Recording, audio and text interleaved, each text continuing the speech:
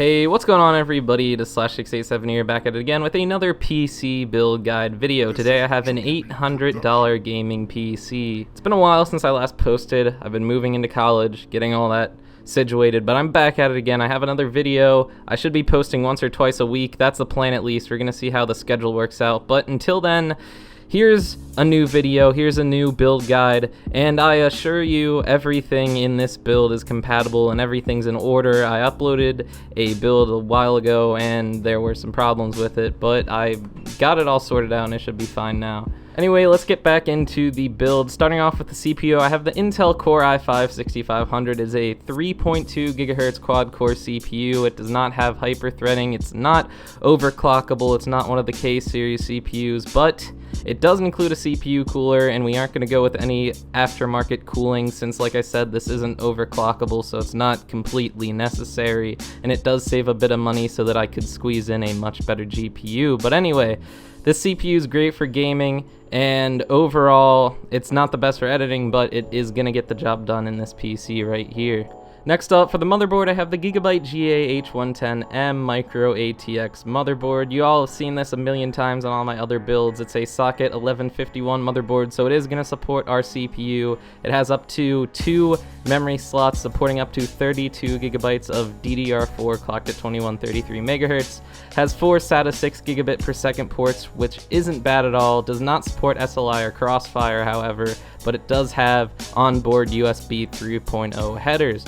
For only $53, this is one of the best low-cost motherboards going right now for a cheap gaming PC. For the RAM, I want the Crucial 8GB kit, 2 4GB sticks of DDR4 clocked at 2133 megahertz. I use this RAM in all my PC builds that feature DDR4 RAM. It's a very simple kit with no heat shields, nothing fancy, just plain generic RAM. It's DDR4 clocked at 2133 megahertz, like I said, so it's a pretty standard speed for DDR4. It's very cheap at only $35, and it's going to get the job done in this PC. 8 gigabytes is plenty as far as gaming's concerned, so like I said, $35, can't go wrong with this kit right here. For the storage, I went with the Western Digital Caviar Blue 1TB internal hard drive. This is a 3.5-inch 7200 RPM hard drive, which is a pretty standard speed as far as mechanical hard drives go. It's only 1TB, and in today's day and age, I do recommend a 2TB hard drive. It's only an extra $13 if you want to spring for a 2TB. However,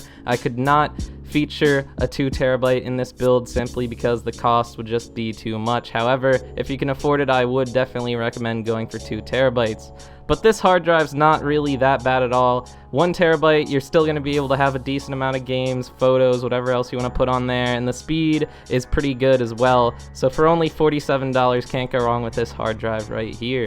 Next up, the most important part of this gaming PC, the GPU. I went with the MSI Geforce GTX 1070 8GB edition.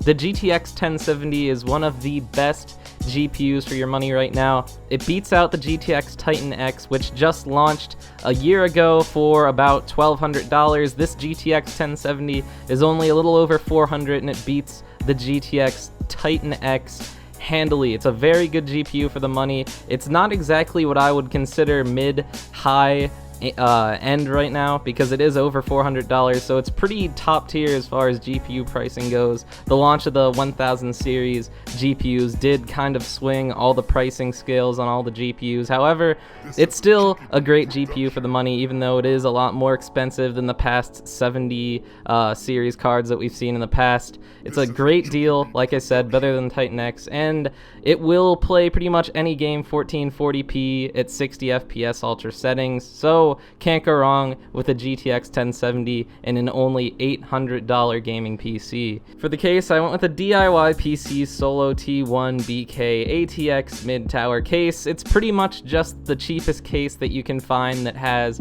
front panel USB 3.0 headers that's also a mid-tower case. It's only a little bit under $30, and it does look pretty interesting, I guess you could say. It does have that kind of quote-unquote gamer look look with all the LEDs and the blue accents. However, it's still gonna function perfectly fine. There's not the best cable management room. There isn't a lot of space back there to actually tuck much stuff away, and the materials are very cheap. It's pretty much all plastic, but for the money, like I said, less than $30, and it will allow us to fit our GTX 1070 into the budget, so sacrifices must be made. This case is gonna get the job done, and that's all that really matters. Lastly, for the power supply, I went with the Corsair Builder 500 watt 80 plus bronze certified ATX power supply. Nowadays, with the power requirements of GPUs as well as CPUs going down so much, we've seen so many more efficient architectures in the past few years. You can afford to go with only 500 watts in a build like this. So, a little bit under $25, we're getting a pretty good power supply in this build right here. It's gonna get the job done. Like I said, 500 watts is gonna be plenty to power this build, and overall, it's gonna get the job done. Like I've said time and time again, it's all that really matters. 500 watts, 80 plus bronze certified, kind of efficient.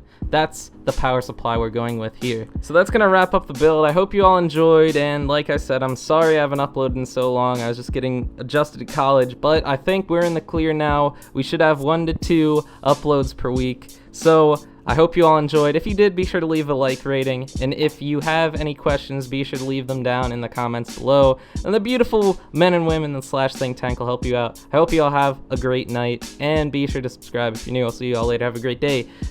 Peace.